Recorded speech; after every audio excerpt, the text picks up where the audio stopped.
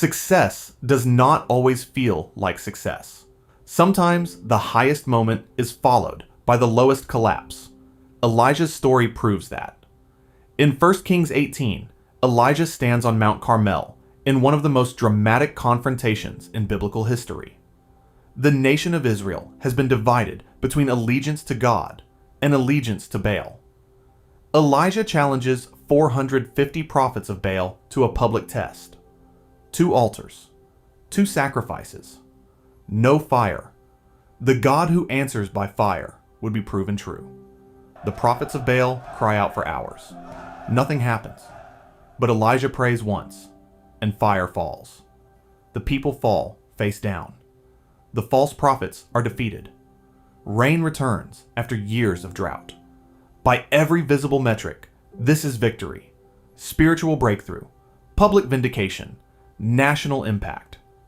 And yet, the next chapter does not begin with Elijah celebrating.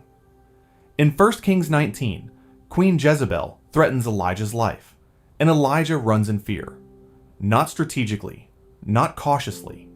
He runs into the wilderness. Eventually, he sits under a broom tree and says something shocking. "I have had enough. Take my life." This is the same man who just witnessed fire fall from heaven. How does someone move from triumph to despair so quickly? We see this pattern outside of Scripture all the time. A football club wins everything. The league, the domestic cup, maybe even completing the prestigious Continental treble. It's an extraordinary season. Players push beyond normal limits. Every match carries pressure. Every week demands intensity. And then the following season, something changes. They look flat. Injuries increase. Confidence dips. Results collapse. From the outside, commentators speculate. They lost their hunger. They became complacent. They lost their edge. But often, the explanation is simpler. They were exhausted. Adrenaline carried them further than their reserves allowed. And when the adrenaline fades, fatigue surfaces. That's exactly what we see with Elijah. Mount Carmel was his championship season. Public confrontation, national attention, emotional intensity, spiritual pressure. Then the adrenaline drops, and the crash hits. We assume that achievement creates stability, that once the breakthrough comes, the pressure disappears. But often, success intensifies exhaustion. Adrenaline sustains performance, but it does not restore strength.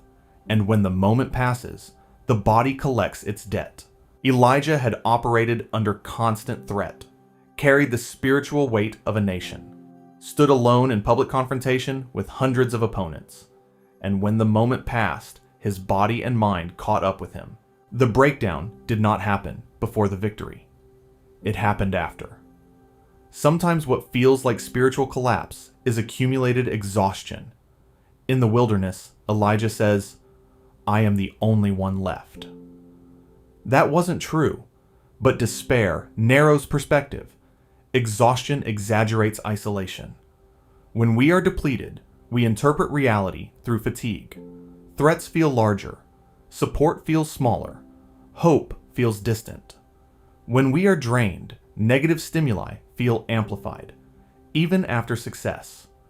Jezebel's words overshadowed Mount Carmel's fire. Not because the miracle wasn't real, but because Elijah was drained. God does not begin with a lecture. He begins with rest. An angel wakes Elijah and tells him to eat, then sleep, then to eat again. Before his next mission came restoration. God responded to Elijah's crash with replenishment. Only after Elijah is physically restored does God address his distorted perception. He reveals that 7,000 in Israel have not bowed to Baal. Elijah was not alone. He was exhausted, and exhaustion had rewritten his narrative. You may not have called down fire from heaven, but you may have finished a major project, or achieved a long-term goal, or won a difficult battle, or led your team through something significant. And instead of feeling fulfilled, you felt empty. That does not mean the victory was fake. The crash after success is not proof you didn't win. It is often evidence that you gave more than you realized. Sometimes what feels like weakness is nervous system overload. Before you interpret the drop as failure, consider another possibility. Maybe you are not weak. Maybe you are simply depleted. Elijah's story did not end under the broom tree, but it also did not resume at full intensity immediately. There was rest. There was recalibration. Elijah needed restoration before redirection. If you find yourself in the quiet after a high season, do not rush to judge it.